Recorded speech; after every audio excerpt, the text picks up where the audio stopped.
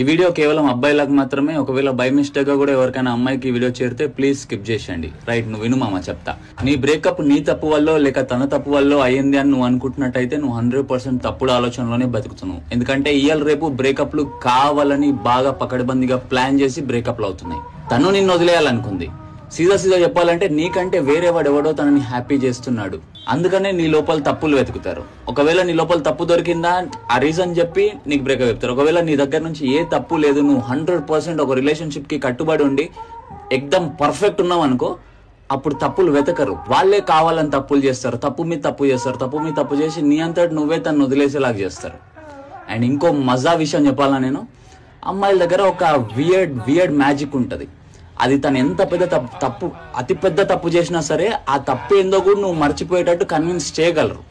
తను నేను కన్విన్స్ చేయలేదంటే తనకి నిన్ను వదిలేయాలని ఉండే మామ. So it's not a mistake bro, it was a choice. అది కూడా బాగా పకడ్బందీగా ఆలోచించి ప్లాన్ చేసి తీసుకున్న చాయిస్.